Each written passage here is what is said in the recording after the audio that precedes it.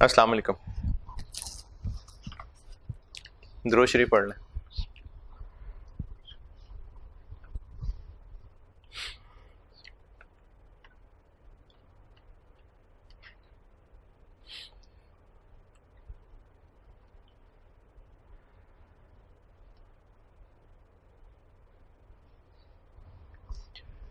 सवाल दिया था एक, इसमें जो जो मसले मुझे लगता है होंगे आपको वो बता देता हूँ। जैसे सेल्स हैं, पहले साल की सेल्स गिवन थी, पहले साल की। तो कल आपको एक सवाल मैंने कराया था जिसमें मैंने सेल प्राइस ईयर 1 की बताई थी, ईयर 1 की, तो इन्फ्लेट फिर उसको 2 ऑनवर्ड्स किया था। तो इस सवाल में आपको सेल्स पहले साल की दी हुई है और उसके बाद फिर इसमें बजटिंग में करते रहे हैं काम कि क्वांटिटी भी बढ़ती थी और प्राइस भी बढ़ती थी, तो हम into quantity change into price change करते थे। तो पॉइंट नंबर 3 में कि क्वांटिटी ने 6% बढ़ना है तो लास्ट ईयर इंटू 1.06, और प्राइस ने 5% बढ़ना है, ये पॉइंट नंबर 6 में बताया हुआ है, तो इंटू 1.05। तो सेल्स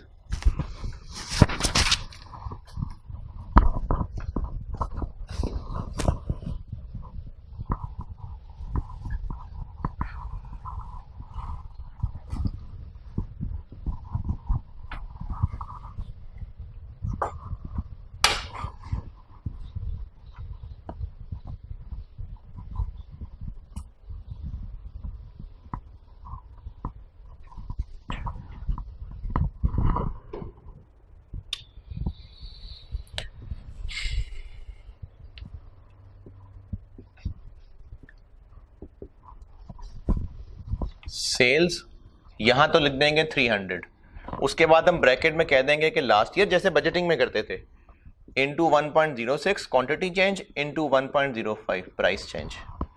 और ईयर 1 में 300 क्यों लिखा, क्या क्योंकि ईयर 1 की 300 दी हुई है और उसके बाद से फिर इसको बढ़ाना है। तो 300 ईयर 1 वाला गिवन था, यहां लिख दिया, उसके बाद एग्जामिनर को बता दिया कि लास्ट ईयर इंटू 1.06 इंटू 1.05।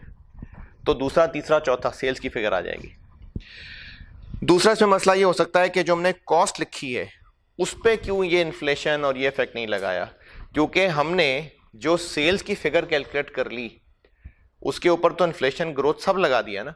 अब उसी बढ़ी हुई फिगर के ऊपर हमने मार्कअप मार्जिन लगा के कॉस्ट निकाली है, तो उसमें शामिल है इफेक्ट उसका इन्फ्लेशन का, ग्रोथ का, तो दोबारा करने की जरूरत नहीं है। 25% मार्कअप था। DIL intends to sell at cost plus 25%, तो ये मार्कअप था। तो इसको जब हम डिवाइडेड बाय 1.25 करेंगे तो कॉस्ट आ जाएगी।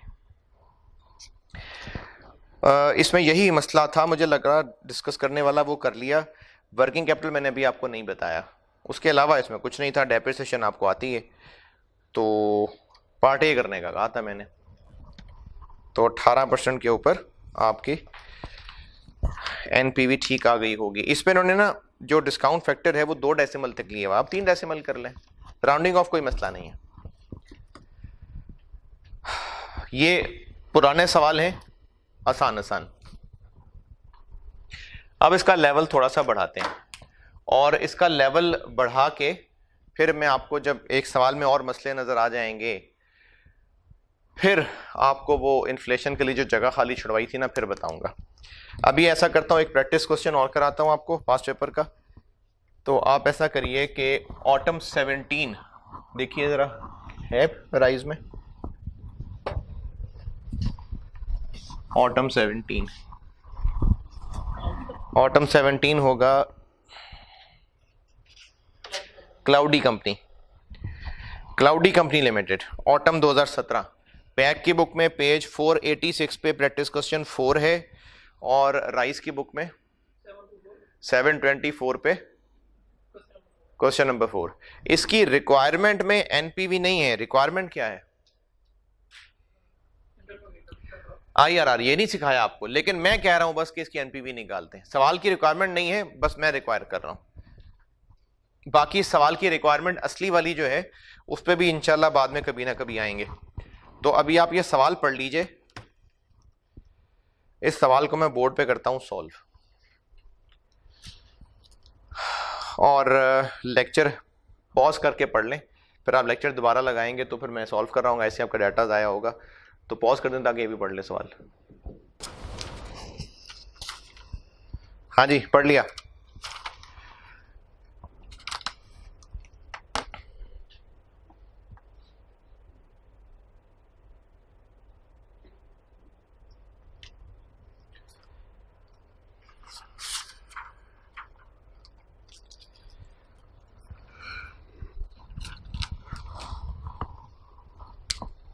प्रोजेक्ट की लाइफ कितनी? 4 साल।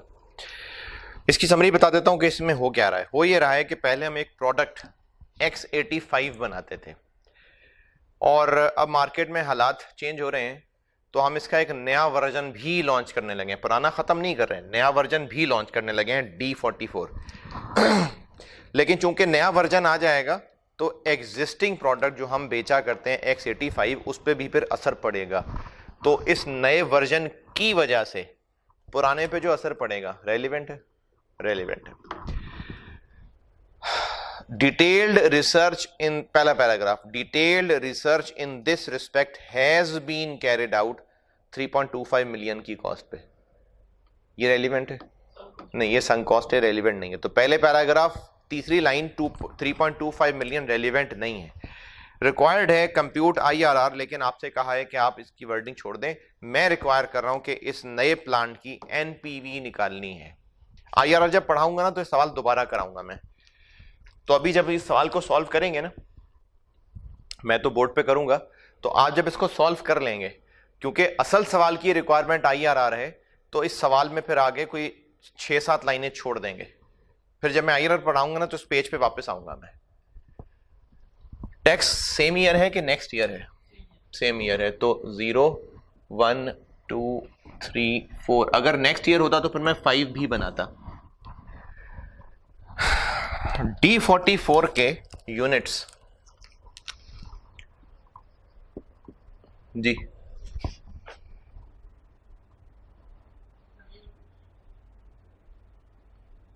ईयर 1 में है 20,000, 25,000, 27,000,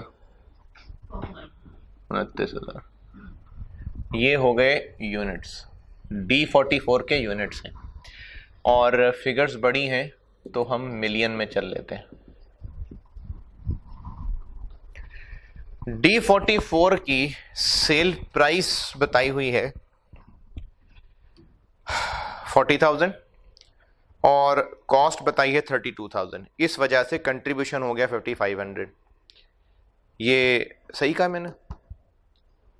सेल प्राइस बताई है 40,000, कॉस्ट बताई है 32,000, इस वजह से कंट्रीब्यूशन हो गया 5,500।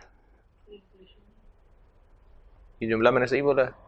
सेल प्राइस 40,000 है, वेरिएबल कॉस्ट जो है वो 32,000 है, इसलिए मार्जिन हो गया, कंट्रीब्यूशन हो गया 5,500।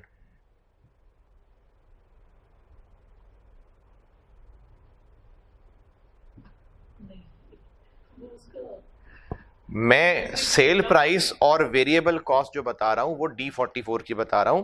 अगला सेंटेंस वो X85 के बारे में लिखा हुआ है। तो सवाल ध्यान से नहीं पढ़ेंगे ना तो रुपए रुपए ढूंढते ढूंढते आपको 40 और 32 का डिफरेंस 5500 भी नजर आ जाएगा। तो 5500 जो है ये X85 की बात हो रही है, जबकि जो पहला सेंटेंस है वो D44 की बात हो रही है।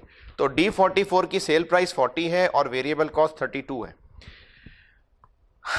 अगर इसमें सेल प्राइस और वेरिएबल कॉस्ट इनकी इन्फ्लेशन फर्क होती तो सेल प्राइस की अलग वर्किंग करनी पड़ती, वेरिएबल कॉस्ट की अलग करनी पड़ती। लेकिन पॉइंट नंबर 5 में लिखा हुआ है कि सेल प्राइस, वेरिएबल कॉस्ट सब पे 10% लगेगा, तो हम डायरेक्टली 8,000 को लेके भी चल सकते हैं। 8,000 कंट्रीब्यूशन है ना, 40 और 32, तो हम डायरेक्टली 8 को लेके भी चल सकते हैं, क्योंकि इन्फ्लेशन सेल प्राइस की भी उतनी ही होनी है जितनी वेरिएबल कॉस्ट की होनी है। तो इन अदर वर्ड्स कंट्रीब्यूशन ही की इन्फ्लेशन कर लेंगे।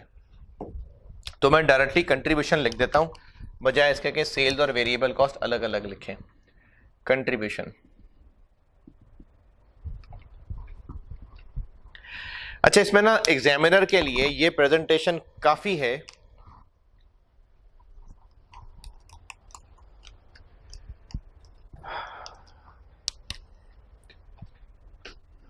कि आप ब्रैकेट में ये बताएं कि यूनिट्स इनटू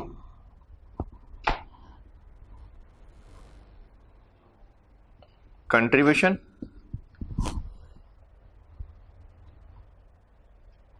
और साथ एक और ब्रैकेट में बता दें कि ईयर 1 की कंट्रीब्यूशन 8,000 है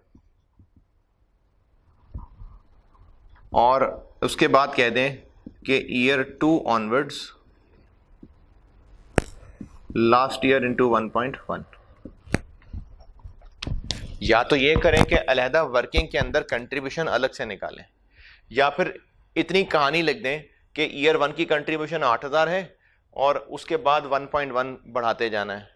अगर आपको ये वर्किंग ब्रैकेट में कहानी मुश्किल लग रही है तो आप वर्किंग करते हैं, अदरवाइज ये जो हम ब्रैकेट के अंदर कहानी बता रहे होते हैं ना कि मैं ये करने लगा हूँ, एग्जामिनर को समझ आ जाएगी इससे। लेकिन अगर आपको खुद मुश्किल लग रही है ये, तो इसकी बजाय आप यहां पर कहें कि हम लोग वर्किंग करने लगे और उस वर्किंग को हम कंट्रीब्यूशन पर यूनिट, जो कि यहां निकालने लगा हूं मैं, यूनिट से मल्टीप्लाई करने लगे। तो कंट्रीब्यूशन पर यूनिट वर्किंग में निकाल के दिखा देते हैं।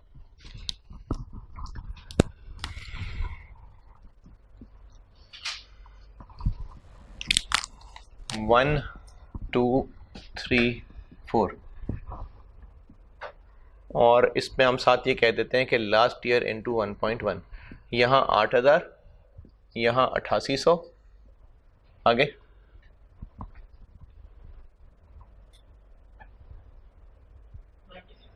9680,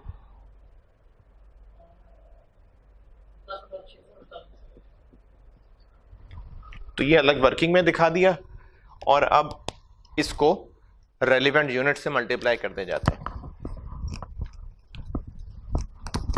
तो 8,000 इंटू 20,000 मिलियन में 160, 8800 इंटू 25,000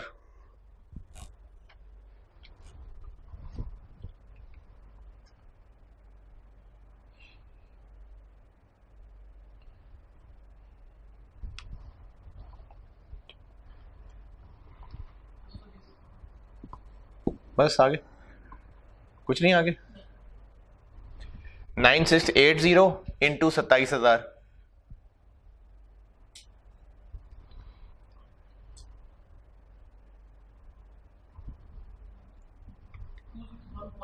261.36, 10,648 इंटू 29,000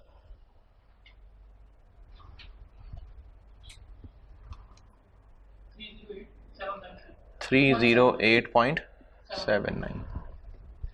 ये हो गई D44 की कंट्रीब्यूशन।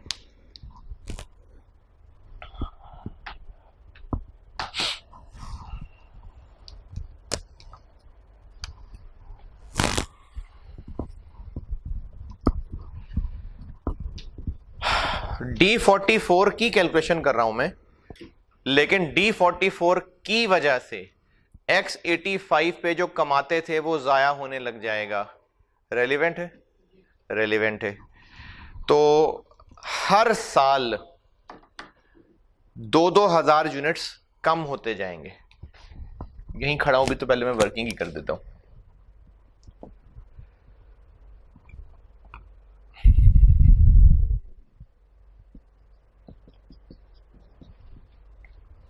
हर साल हम X85 पे नुकसान उठाएंगे। 1, 2, 3, 4। ईयर 1 में X85 के कितने यूनिट्स नहीं बेच पाएंगे?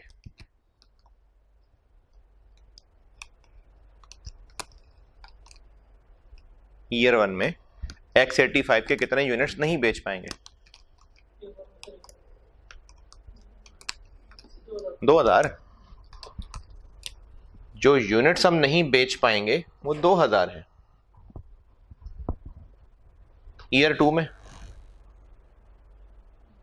4,000, 6,000, 8,000।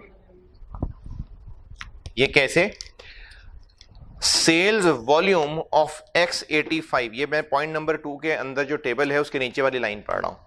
Sales volume of X85 in the latest year was 30,000। हर साल 30,000 बेचते थे ना, It is estimated that introduction of D44 would reduce the sales volume of X85 by 2000 units per year, यानी हर साल 2-2000 यूनिट्स की कमी आती जाएगी। यानी पिछले साल हमने 30,000 बेचे थे, अगले साल 28,000 बेचेंगे, फिर 26,000 बेचेंगे, फिर 24,000 बेचेंगे, फिर 22,000 बेचेंगे। तो एनुअल सेल्स में हर साल 2-2000 की कमी आती जाएगी। तो हम यहां पर ले रहे हैं कि हमारा D44 बनाना X85 को क्या नुकसान पहुंचाएगा। तो X85 की कमी D44 की वजह से रेलेवेंट है ना। तो क्या नुकसान होगा कि हम अगले साल 2000 यूनिट्स नहीं बेच पा रहे होंगे, उससे अगले साल 4 नहीं बेच पा रहे होंगे, उससे अगला साल 6 नहीं बेच पा रहे होंगे। By 2000 every year. ये बात ओके। ये यूनिट्स और इन पे कमाते तो कंट्रीब्यूशन कितना कमाते। ईयर 1 का तो बता दिया 5500, ईयर 1 का तो बता दिया ना 5500। पॉइंट नंबर 3 में the contribution margin of X85 in year 1 5500 है। X85 ने भी महंगा होना था या इसने नहीं होना था? होना था। पॉइंट नंबर 5 में लिखा हुआ है कि 10% का इन्फ्लेशन इफेक्ट होगा फॉर बोथ द मशीन्स। तो इसने भी 10% महंगा होना था। यानी ईयर 1 में अगर 5500 कमाना था तो ईयर 2 में हमने और ज्यादा कमाना था। तो इसके लिए हम कह देंगे लास्ट ईयर इंटू 1.1।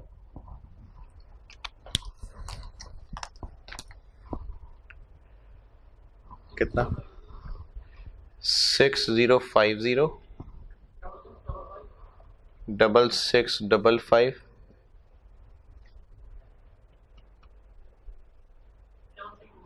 7321। तो हमें टोटल कितना नुकसान होगा रुपीज मिलियन में बता देना। दिस इंटू दिस मिलियन में बता देना।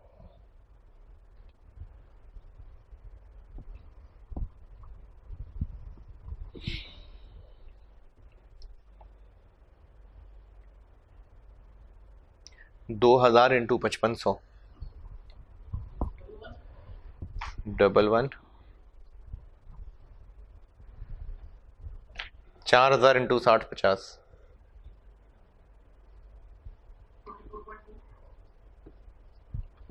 6000 इंटू 66-55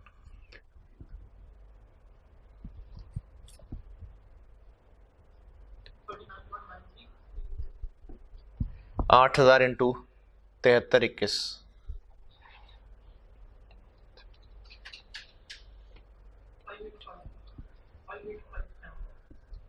57 के आगे भी है कुछ?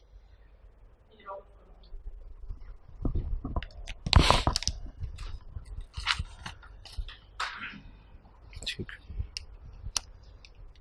ये वाली कहानी दोबारा सुन लीजिए। अगर हम D44 लॉन्च करते हैं तो पहले जो हम हंसी खुशी रह रहे थे, X85 बेचा करते थे, उसमें कमी आनी शुरू हो जाएगी। हर साल 2-2000 यूनिट्स कम होते जाएंगे। यानी ईयर 1 में 2000 यूनिट्स का फर्क पड़ेगा, उससे अगले साल 4000 का फर्क पड़ेगा, उससे अगले साल 6000 का फर्क पड़ेगा। और लॉस्ट है ना, हम इतना कमा सकते थे नहीं कमा सकेंगे, तो ये अपॉर्चुनिटी कॉस्ट हो गई। तो इसका फर्क जो पड़ेगा, यहां पर मैं आउटफ्लो लिखूं इनफ्लो लिखूं? आउटफ्लो, क्योंकि हम इतना नहीं कमा पा रहे होंगे। कंट्रीब्यूशन लॉस्ट ऑन X85, और ये हमने इसको वर्किंग 2 में करके दिखा दिया। 11 24.20 39.93 और 58.57।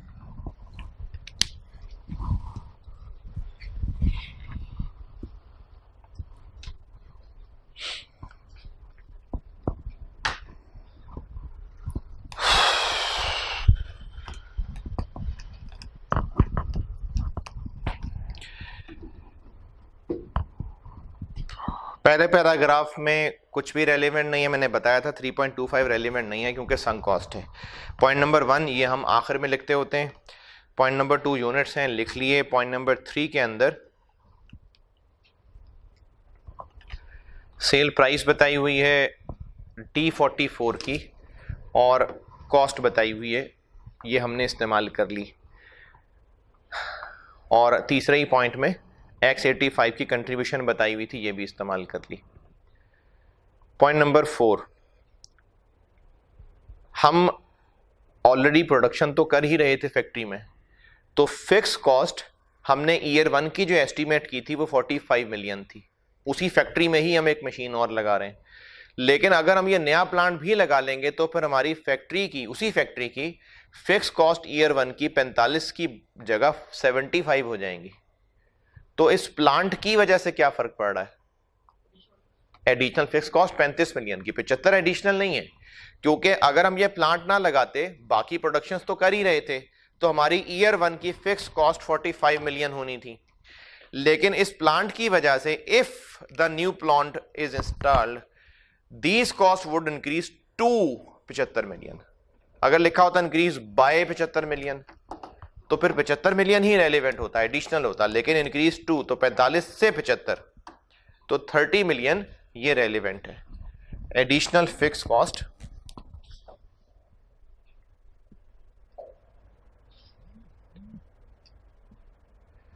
ईयर 1 में तो आ गई 30, और इसके बाद इन पे इन्फ्लेशन लगनी है, तो last year into 1.1, 33, 30,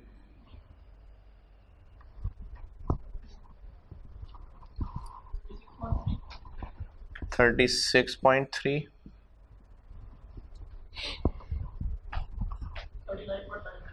39.93।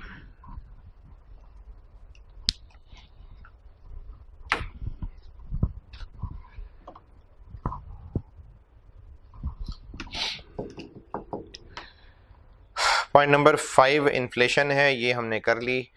Point number 6 tax की कैलकुलेशन के लिए कर लेते हैं, और बस ख़त्म हो गया सवाल। कहीं पर कोई ऐसा एक्सपेंस जो इन एडवांस हो? नहीं, बस यही थे, सामने ही है और ख़त्म हो गया, तो कुछ है ही नहीं। तो आप चाहें तो टैक्स कैलकुलेशन का वही जो पहले तरीका कर रहे थे, चाहे वो लगा लें, चाहे जो दूसरा सिखाया था कि अलहदा से कैलकुलेशन करें, चाहे वो लगा लें, जैसे आपकी मर्जी। इसमें हमने कोई ऐसा खर्चा नहीं किया जो पेमेंट इन एडवांस हो, तो मजबूरी नहीं है दूसरा तरीका लगाना, तो आप चाहे पहला लगा लें चाहे दूसरा लगा लें। डेप्रीसिएशन वर्किंग 3, वर्किंग 3 कॉस्ट कितनी प्लांट की? 450। पहली डेप्रीसिएशन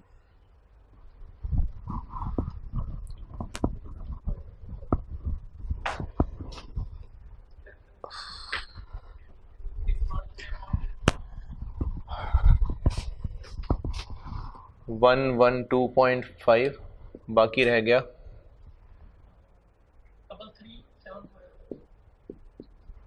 दूसरी डेप्रिसिएशन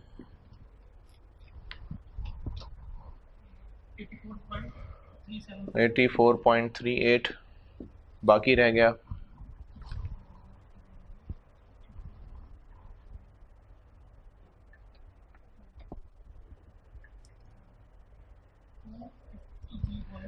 253.12। तीसरी डेप्रिसिएशन 63.28।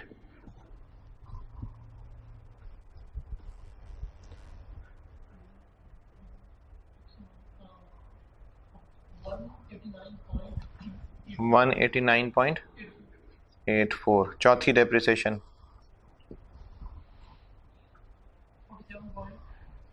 47.46। आरवी के बारे में क्या कहा हुआ है?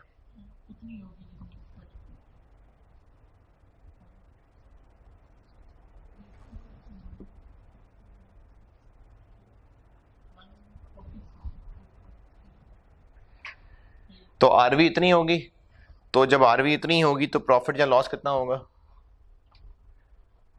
कुछ भी नहीं होगा।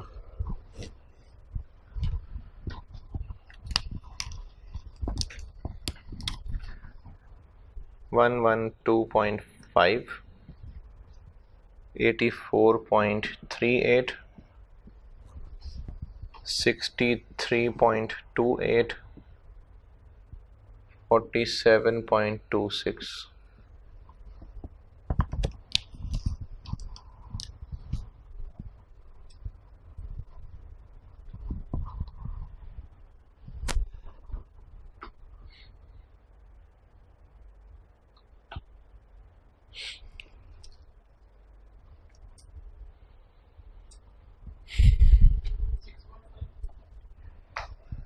Six point five.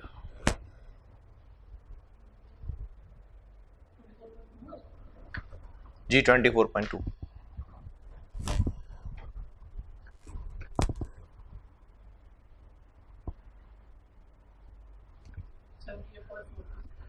$78.42.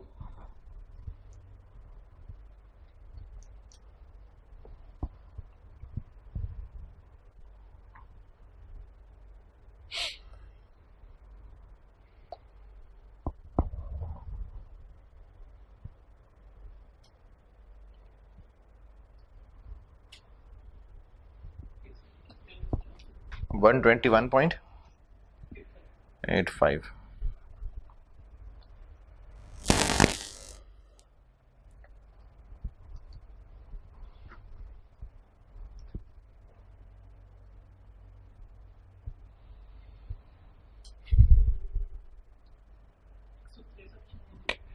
$163.03. इस पे लगा दीजिए टैक्स 30%. 30% है.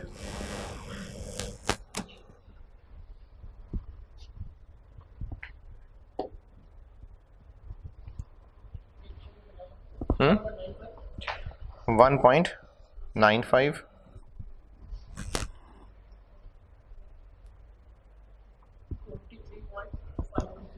23.53,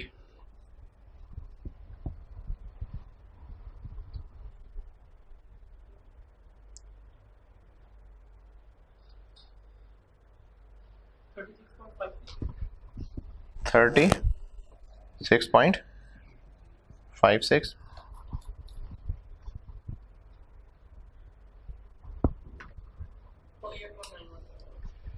48.91.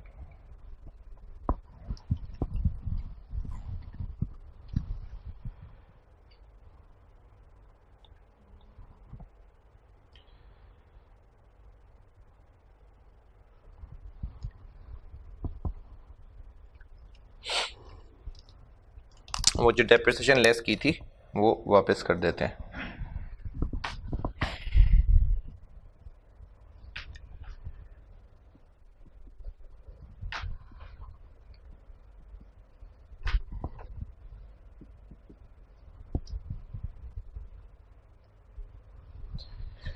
और प्लांट वाली लाइन, प्लांट की कॉस्ट 450 और 142, 142.38.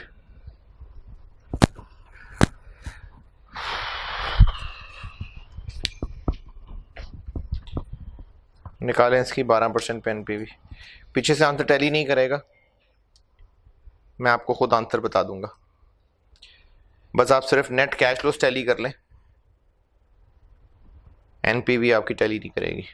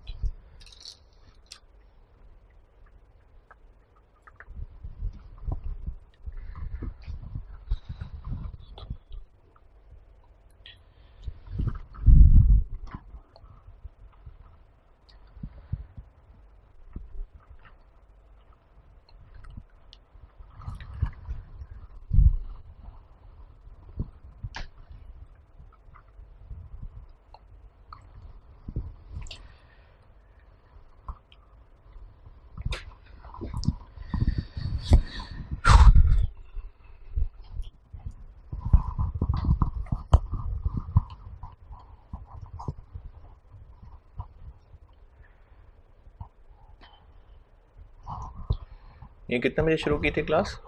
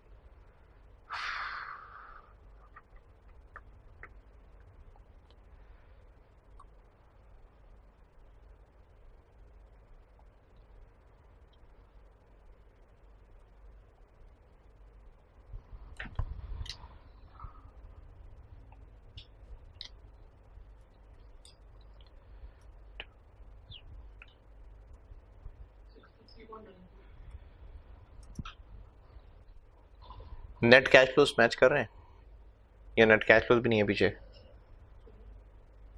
पीछे से आंसर एनपीवी तो मैच नहीं करेगा क्योंकि वो किसी और रेट पे निकाली हुई है। कैश फ्लोज मैच कर रहे हैं कि नहीं?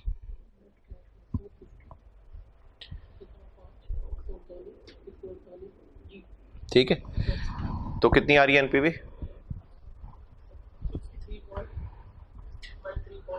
63.93 पॉजिटिव आ रही है। राउंडिंग ऑफ का फर्क हो सकता है आपका, कोई बात नहीं। 63.9 के आसपास आपका आंसर सही होगा।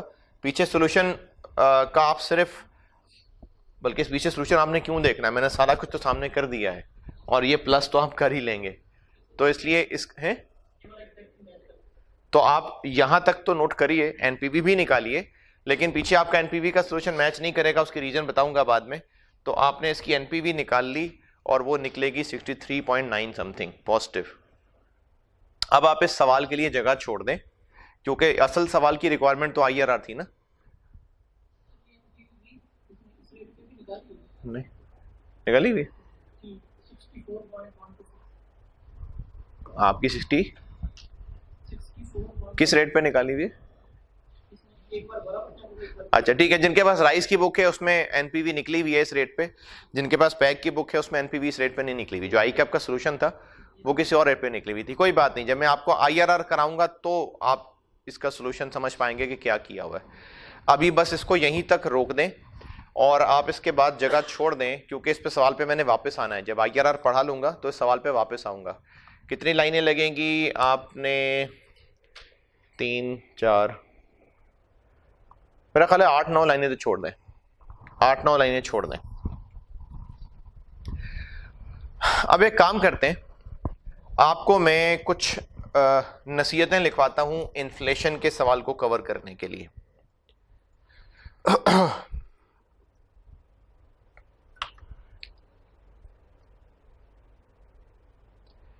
अभी जितने सवाल किए पास्ट पेपर का तो 2 ही किए इन्फ्लेशन वाले, लेकिन उससे पहले आपको मैंने इन्फ्लेशन समझाई, छोटे छोटे उसके सवाल कंपोनेंट्स कराए।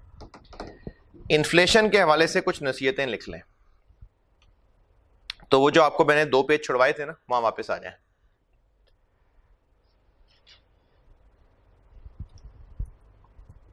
उर्दू में बोलूंगा, अपने अल्फाज में लिख लेना खुद ही।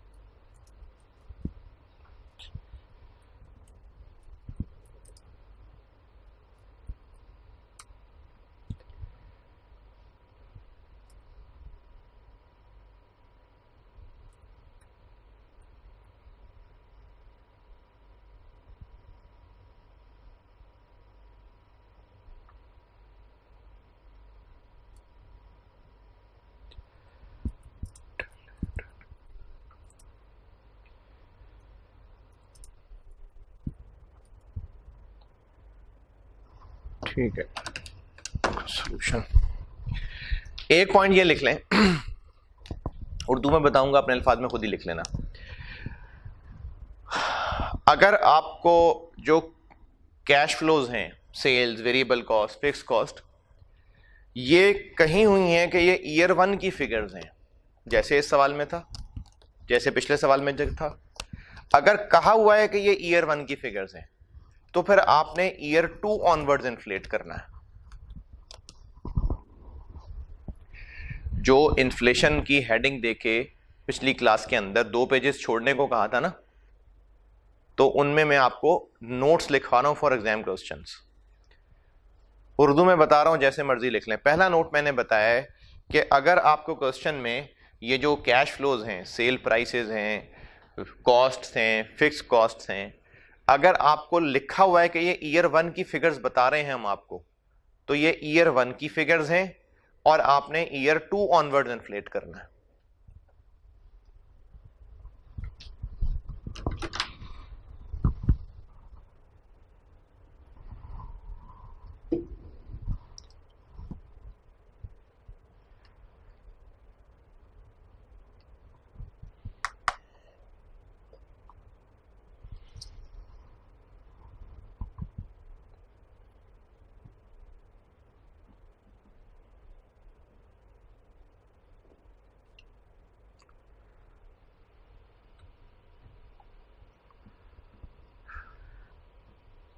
दूसरा है जी,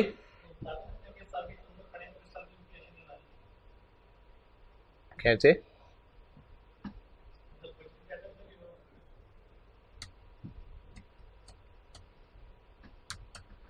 अभी आपने इन्फ्लेशन पढ़ा ही नहीं ना जब तक।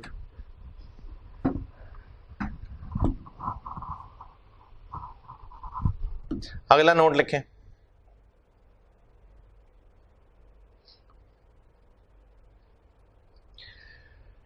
ये मैं आपको ना टिप्स बता रहा हूं, यानी ये कोई रूल्स नहीं है, ये टिप्स हैं जो आईके आपके सवालों को देख के ऑब्जर्व करके आपको बता रहा हूं। दूसरा नोट ये लिख लें कि अगर हमें किसी नए काम का प्रोजेक्टेड डाटा दिया हुआ है कि सेल प्राइस विल बी इतनी, फलानी कॉस्ट वुड बी इतनी, आपको हम एक नया प्रोजेक्ट करने जा रहे हैं जिसमें आपको वो फ्यूचर टेंस की बात की हुई है कि सेल प्राइस वुड बी 500 रुपए per unit, variable cost will be इतने रुपए पर यूनिट, एक फ्यूचर प्रोजेक्शन आ गई ना। तो ये भी ईयर 1 की प्राइसेस हैं और आपने 2 ऑनवर्ड इन्फ्लेट करना है। अगर नया प्रोजेक्ट करने जा रहे हैं जिसका डाटा आपको फ्यूचर की सेंस बना के दिया हुआ है कि सेल प्राइस विल बी इतनी, वुड बी इतनी, तो फिर ये भी ईयर 1 की फिगर्स दी हुई हैं और आप 2 ऑनवर्ड इन्फ्लेट करेंगे।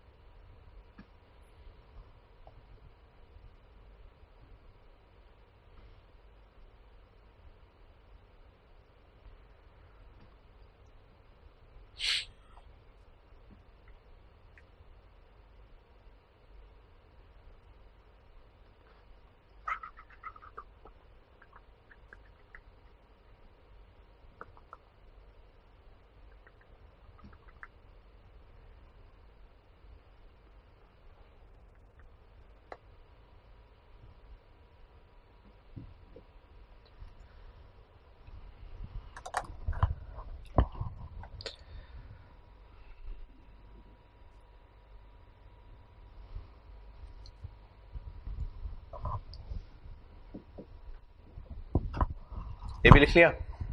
अगला नोट लिखें, अगर आपको जो फिगर्स दी हुई हैं वो प्रेजेंट टेंस के हिसाब से, यानी आपको पता लग रहा है कि ये हैं, जैसे लिखा मिल रहा है कि फलाना बिजनेस करंटली सेल्स एट 50 रुपए पर यूनिट, तो ये करंट चीज आ गई ना, या has been rented out at this figure, current figure आ गई।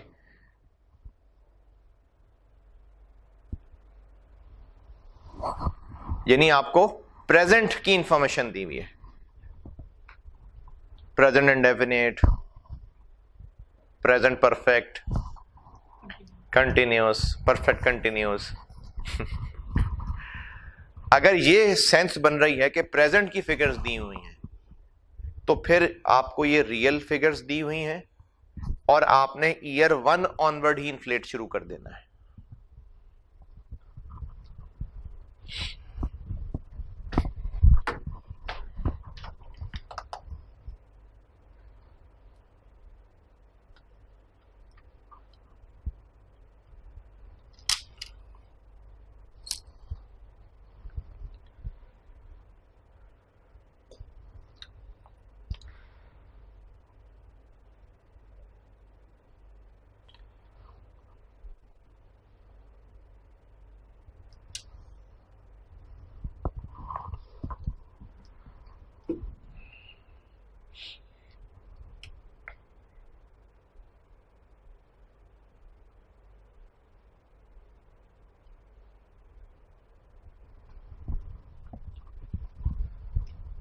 ये भी लिख ली बात।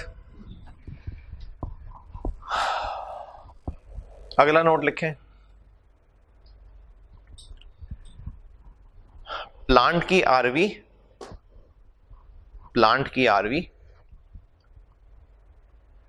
और वर्किंग कैपिटल पढ़ाना है क्या होता है। प्लांट की आरवी और वर्किंग कैपिटल, अगर इनके बारे में स्पेसिफिकली कोई हुक्म है इन्फ्लेशन का तो लगा दें, वरना रहने दें। प्लांट की आरवी और वर्किंग कैपिटल, अगर इनके बारे में स्पेसिफिकली कोई हुक्म मिलता आपको इन्फ्लेशन का, यानी इनका नाम लेके कहा हो कि इनके साथ ये इन्फ्लेशन एडजस्टमेंट भी करनी है, तो आप इनके लिए इन्फ्लेशन एडजस्टमेंट करें, वरना रहने दें।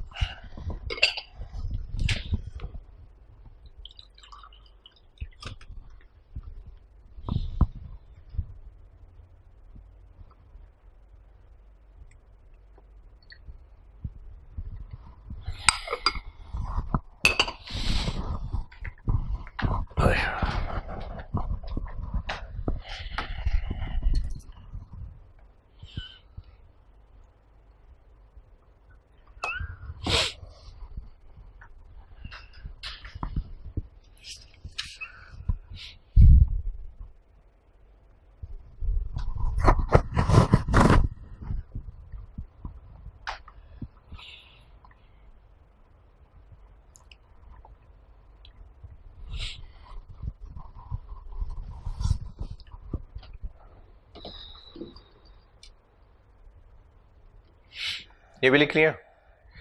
अच्छा, अब एक बड़ी कीमती बात इसी के आगे लिख लीजिएगा। जो कुछ भी आप कर रहे होंगे सवाल में, ये जो इन्फ्लेशन के बारे में मैंने आपको 3 टिप्स बताई हैं, आप सवाल में नोट जरूर लिख देना कि आप क्या कर रहे हैं। जैसे मैंने कहा ना कि अगर आपको ईयर 1 की फिगर्स लिखी हुई हैं तो आप ईयर 2 ऑनवर्ड इन्फ्लेट करें, तो आप ये सवाल में नोट लिख देना कि चूंकि हमें ईयर 1 की फिगर्स दी हुई हैं इसलिए हम 2 ऑनवर्ड इन्फ्लेट कर रहे हैं। या इसी तरह से आप ये लिख देना कि चूंकि सवाल में वर्किंग कैपिटल और आरवी की इन्फ्लेशन के बारे में कुछ नहीं कहा इसलिए हम इनकी इन्फ्लेशन इग्नोर कर रहे हैं। ये बात लिख देना।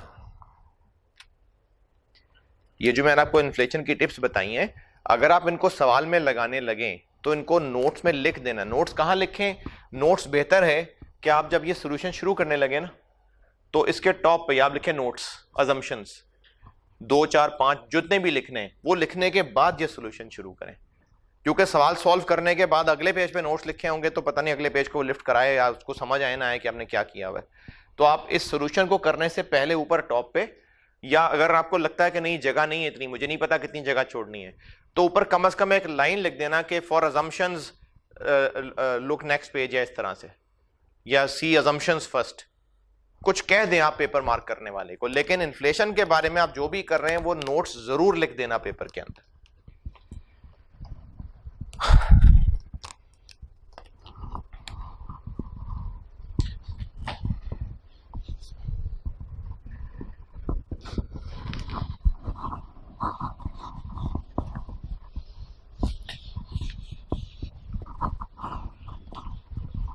ठंड लग रही है यार,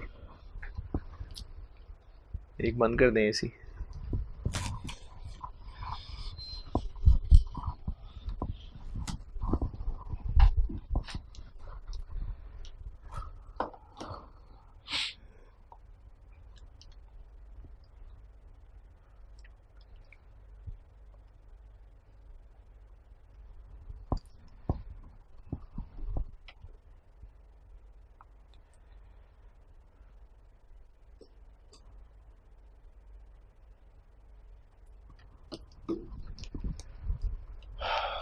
ये अभी सब नोट्स कहाँ लिख रहे थे? वो जो इन्फ्लेशन के लिए 2 सफ़े खाली छोड़े हुए थे, वहीं पर उन्हीं खाली सफ़ों पर ही हूं मैं।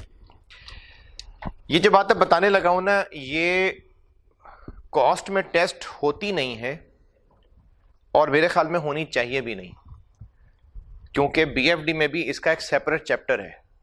लेकिन चूंकि मैंने पहले जैसे कहा कि वो बीएफडी वाले सवाल और उसी सवालों को अमेंड करके यहाँ पूछने लग गया है, तो हो सकता है ये चीज़ टेस्ट हो जाए, और अपनी स्टडी टेक्स्ट में भी इसका जिक्र तो है। तो इसलिए एहतियातन ये चीज़ करा रहा हूँ। ये सवालों में टेस्ट हुई नहीं है लेकिन हो सकती है। वो ये कि हम इन कैश फ्लोस की डिस्काउंटिंग के लिए जब एनपीवी निकाल रहे हैं तो कौन सा डिस्काउंट रेट, मैंने क्या कहा था, किस रेट से डिस्काउंट करना है? एनपीवी निकालनी है किस रेट से? Required rate of return. क्यों है इसकी वजह बताऊंगा मैं आपको आईआरआर जब पढ़ा लूंगा। बस अभी रिक्वायर्ड रेट ऑफ रिटर्न, हम इसकी NPV required rate of return से निकालते हैं। डिस्काउंटिंग करने से क्या होता है, कैश फ्लोस की टाइम वैल्यू ऑफ मनी निकाल के तो प्रेजेंट वैल्यू पे ले आता है। ये जो बात अभी बताने लगा हूं ये इसलिए तो बता ही रहा हूं कि शायद ये चीज टेस्ट हो जाए, लेकिन एक और बड़ी खास वजह है जिससे बता रहा हूं। कोई इन्वेस्टर, कोई भी इन्वेस्टर अगर कहीं इन्वेस्ट करता है तो वो रिटर्न क्यों कमाना चाहता है? एक बिजनेसमैन है, वो पैसा इन्वेस्ट करता है, वो क्यों कमाना क्यों चाहता है? क्योंकि उसने अपने खर्चे पूरे करने हैं। तो अगर इन्फ्लेशन दुनिया में ना होती, कोई इन्फ्लेशन ना होती, फिर उसने कोई खर्चे पूरे नहीं करने होते, खर्चे तो फिर भी पूरे करने होते, तो फिर भी वो रिटर्न तो कमाना चाहता। तो अगर वो यहां पैसा इन्वेस्ट करना चाहता है और एनपीवी निकालते हुए रिक्वायर्ड रेट ऑफ रिटर्न से डिस्काउंट करना है, तो उसका required rate of return let से 15%। अगर दुनिया में इन्फ्लेशन ना होती तो उसका रिक्वायर्ड रेट ऑफ रिटर्न 15%, क्योंकि उसने अपने खर्चे पूरे करने हैं। लेकिन अगर दुनिया में इन्फ्लेशन भी होगी तो उसको फिर खर्चे पूरे करने होंगे, वो तो महंगे भी होते जाएंगे। तो फिर क्या अब भी वो अपनी इन्वेस्टमेंट से इतना ही रिटर्न रिक्वायर करेगा या अब ज्यादा करेगा? अब ज्यादा करेगा, लेट से 20%। इसका मतलब ये हुआ कि अगर इन्फ्लेशन को इग्नोर करना है तो रिक्वायर्ड रेट ऑफ रिटर्न कुछ और होगा, और इन्फ्लेशन को शामिल रखना है तो रिक्वायर्ड रेट ऑफ रिटर्न कुछ और होगा। तो जिस तरह मैंने इन्फ्लेशन का असर कैश फ्लोस पे बताया कि रियल कैश फ्लोस होते हैं और नॉमिनल कैश फ्लोस होते हैं, इसी तरह से जो रिक्वायर्ड रेट ऑफ रिटर्न है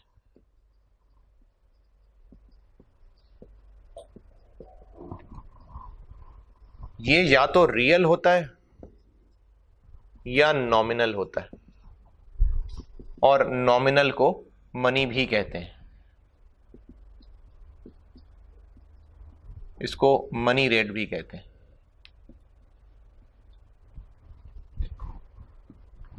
अगर दुनिया में इन्फ्लेशन ना होती तो इन्वेस्टर अपनी इन्वेस्टमेंट से जितना रिटर्न रिक्वायर करना चाहता उसको कहते हैं रियल रेट ऑफ रिटर्न।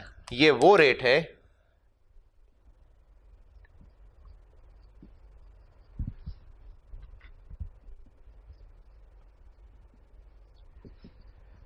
जो दुनिया में इन्फ्लेशन को इग्नोर करके निकाला गया है कि इन्फ्लेशन नहीं होती, फिर इन्वेस्टर कितना कमाना चाहता वो इतना है। लेकिन अगर जैसे मैंने भी कहा था 15% और फिर 20%, अगर इन्फ्लेशन का भी क्वेश्चन रखना है तो फिर वो और ज्यादा कमाना चाहेगा, तो अपने रेट ऑफ रिटर्न में फिर वो इन्फ्लेशन ही का भी इफेक्ट शामिल रखना चाहेगा। तो ऐसे रेट ऑफ रिटर्न को नॉमिनल रेट ऑफ रिटर्न कहते हैं।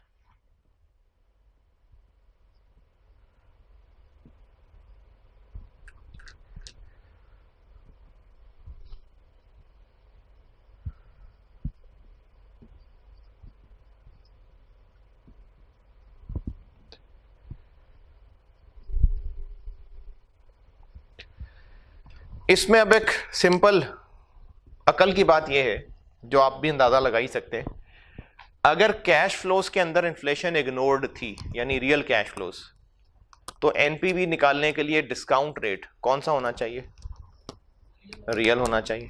लेकिन अगर कैश फ्लोज में इन्फ्लेशन भी शामिल है, इन्फ्लेशन को कंसिडर किया गया है, तो फिर इनकी डिस्काउंटिंग के लिए required rate of return nominal होना चाहिए। तो ये तो मैचिंग आपकी अकल के मुताबिक बिल्कुल आसानी से याद रह जाएगी आपको कि अगर हमने कैश फ्लोज के अंदर इन्फ्लेशन को इग्नोर रखा हुआ, जैसे कल से पहले सवाल कर रहे थे, तो फिर डिस्काउंट रेट भी रियल होना चाहिए। लेकिन अगर कैश फ्लोज में इन्फ्लेशन शामिल है तो फिर डिस्काउंट रेट भी नॉमिनल होना चाहिए।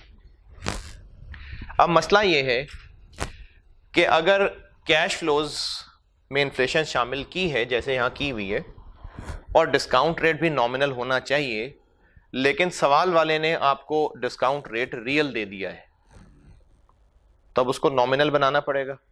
तो रियल रेट से नॉमिनल तक कैसे पहुंचे, इसके लिए बुजुर्गों ने एक फार्मूला बनाया हुआ। वो फार्मूला है 1 + m 1 + r और 1 + i।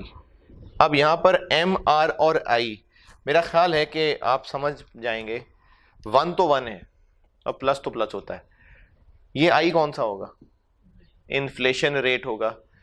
आर और एम ये क्या होगा? आर रियल रेट और एम से मनी रेट। तो अगर हम मनी रेट निकालना चाहें तो इसी ये जो बुजुर्गों का बनाया हुआ फार्मूला है,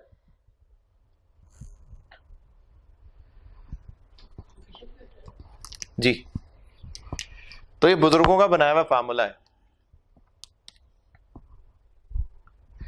यहां से अगर m फाइंड करना हो तो m = 1 + r 1 + i - 1। इसी को मैंने रीअरेंज कर दिया। तो आपको हो सकता है सवाल के अंदर रियल रेट ऑफ रिटर्न दिया हो सकता है, लेकिन सवाल में इन्फ्लेशन हो तो कैश फ्लोस तो हमने नॉमिनल ही लेने होंगे, तो फिर डिस्काउंट रेट भी आपको m ही चाहिए होगा। तो वो आप इस फार्मूले से बना सकते हैं। लिखें इसका एक सवाल। नहीं, इन्फ्लेशन डालनी है।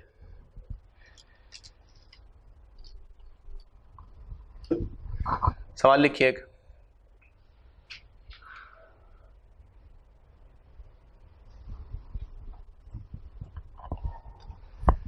Real rate of return, real rate of return 11%, 11% inflation rate 7%, 7%। Nominal rate of return बताइए।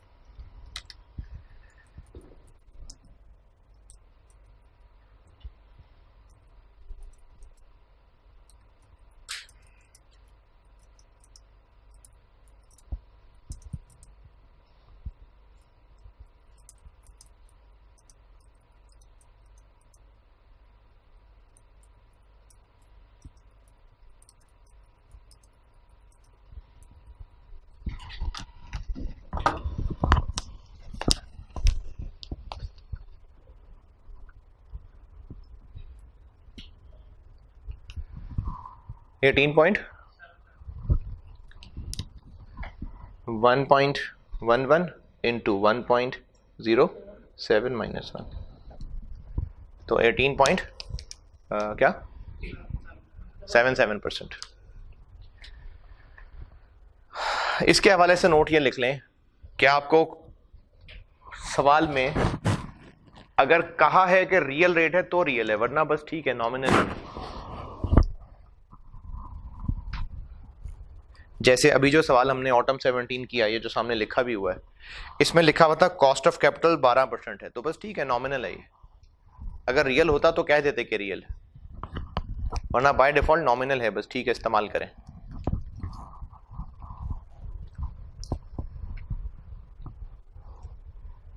इन्फ्लेशन के लिए 2 पेजेस छोड़े थे, भर गए या बच गया बहुत है? बस वो जो बच गया वो खाली जगह आप उसकी ऐश करें, बस यही सब लिखवाना था।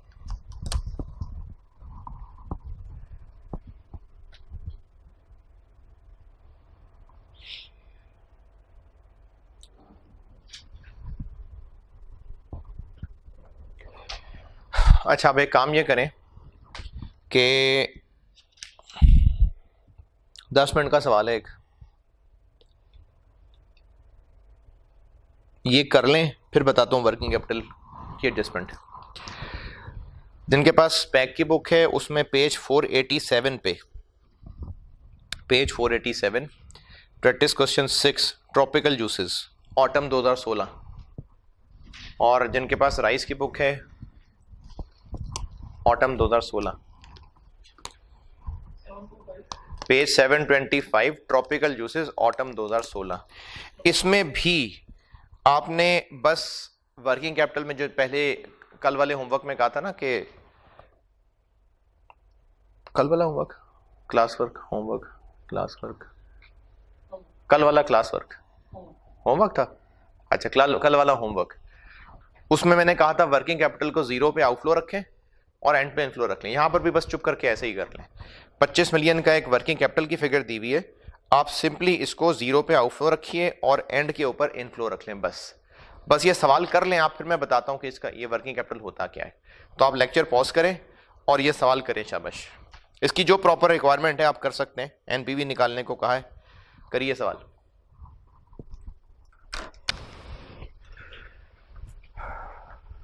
जी डन। इसमें मसले होंगे, मसले बता देता हूं।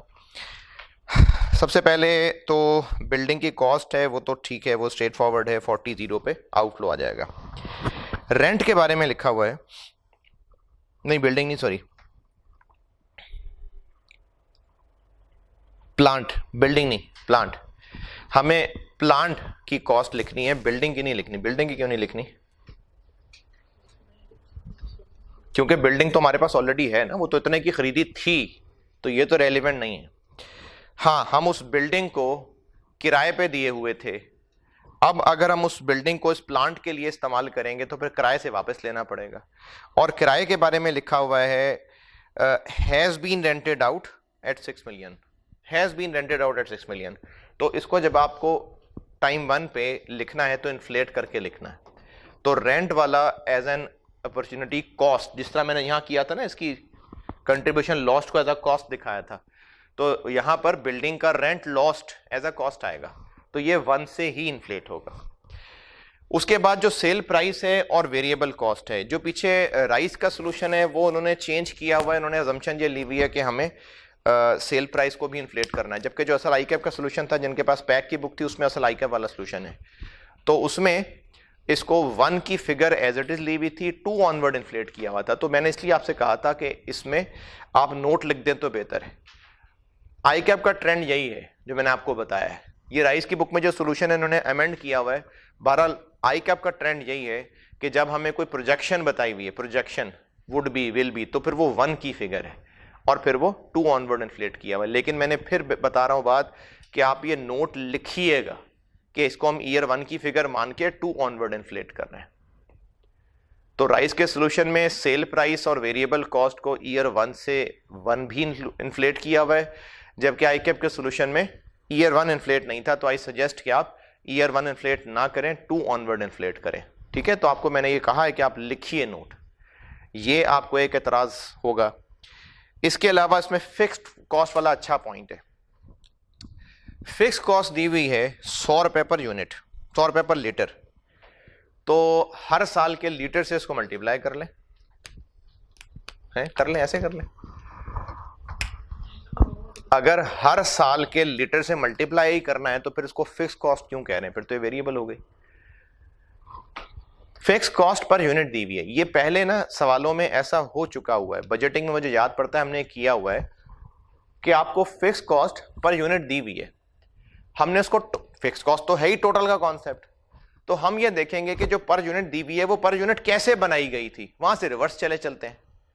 तो फिक्स कॉस्ट बनाई गई थी based on normal capacity of 2,80,000 litres, तो इसको फिक्स्ड पर यूनिट बनाया गया था 280 से डिवाइड करके, हम उसको वापस ले आते हैं, 280 से मल्टीप्लाई कर लेते हैं। तो जब 280 से मल्टीप्लाई करेंगे तो ये वो फिक्स कॉस्ट आ जाएगी जो टोटल है, और हर साल इतनी होनी चाहिए। लेकिन इसमें डेप्रिसिएशन शामिल की हुई है, वो निकाल दें इसमें से। क्यों निकाल दें? क्योंकि हम लोग तो कैश फ्लोज लिख रहे होते हैं, तो इसलिए इसमें से इस डेप्रिसिएशन को निकाल के बाकी को लिखेंगे। टैक्स क्यों नहीं किया इसमें? जब है ही नहीं तो कहां से करना है, तो टैक्स नहीं है तो नहीं है, तो इसलिए डेप्रिसिएशन वाली फिगर जो फिक्स कॉस्ट में शामिल है, पहले टोटल फिक्स कॉस्ट फाइंड करें। कैसे फाइंड करें? 100 रुपए को हर साल के लीटर से मल्टीप्लाई कर दें? नहीं, वो तो आप उसको वेरिएबल मान लेंगे, तो फिक्स कॉस्ट होती ही टोटल है। तो आपको जो पर लीटर दी हुई है, फिर देखना पड़ेगा कि इसको कैसे बनाया गया पर लीटर। तो जो टोटल को डिवाइड किया गया था 2,80,000 से, तो 100 रुपए आया था, तो आप मल्टीप्लाई कर लेंगे तो टोटल आ जाएगा, और उसमें से जब आप डेप्रिसिएशन निकाल देंगे 16 मिलियन, तो बाकी 12 मिलियन रह जाएगी, और पहले साल की 12 और उसके बाद ऑनवर्ड इसको इन्फ्लेट कर लेंगे। और क्या मसला है इसमें? Problems discussed? अच्छा, इसमें तो टाइम ज़्यादा लग गया फिर, तो फिर ऐसा करते हैं कि इसको यहीं एंड करते हैं, और आपको मैं एक सवाल होमवर्क दे रहा हूँ, और वो सवाल है ऑटम 19 का। Autumn 19 question number 2, latte limited. इस अटेम्प्ट में ना सारे सवाल ही कॉफीज वाले थे, सारे कॉफी फ्लेवर के सवाल थे। ऑटम 19, ये बुक में नहीं है ऑटम 19, ये आपके पास अलहदा से क्वेश्चन पेपर्स हैं। Autumn 19 question number 2। अच्छा, इसका जो आई कैप का सोल्यूशन है ना, उसमें उन्होंने डेप्रिसिएशन की वर्किंग नहीं शो की हुई, हालांकि वो मुश्किल इस लिहाज से है कि उसमें एक सब्सिक्वेंटली एक कैपिटल एक्सपेंडिचर होना है, उसे डेप्शन की वर्किंग में चेंज आ जाना है, तो वो उन्होंने वर्किंग शो नहीं की भी, तो इसलिए इसका सोल्यूशन मैंने पीडीएफ फाइल में आपको देना है, और आप वहां से देख लीजिएगा। जो आई कैप का सोल्यूशन है उसमें इन्होंने डेप्रिसिएशन की वर्किंग शो नहीं की, तो आप खपते रहेंगे, तो मैं आपको इस पूरे सवाल का सोल्यूशन खुद बना के तो दे रहा हूं। आपने इस सवाल का पार्ट ए करना है, पार्ट बी नहीं सिखाया आपको भी, इसका पार्ट बी अभी आपको नहीं सिखाया, आप इसका पार्ट ए करके आइएगा, करके आइएगा।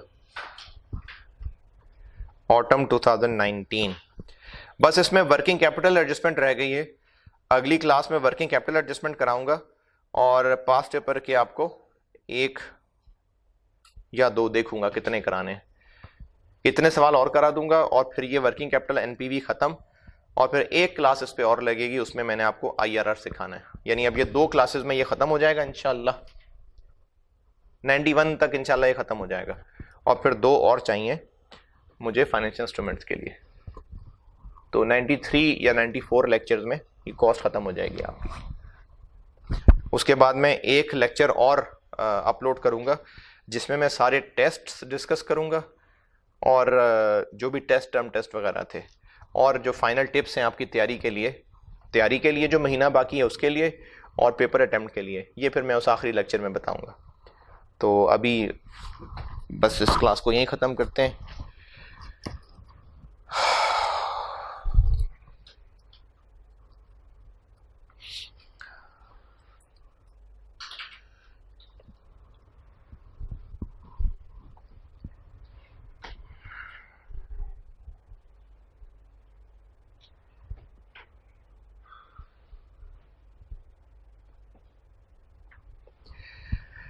अच्छा, अब ये माफ़ करने के हवाले से, माफ़ करना बड़ा मुश्किल है ना हम लोगों के लिए। तो कुरान पाक में इरशाद है, और इन्हें चाहिए कि माफ़ कर दें और दरगुजर करें। क्या तुम पसंद नहीं करते हो कि अल्लाह तुम्हें बख्श दे? और अल्लाह बख्शने वाला, रहम करने वाला है। अगली क्लास में मुलाकात होगी इंशाअल्लाह।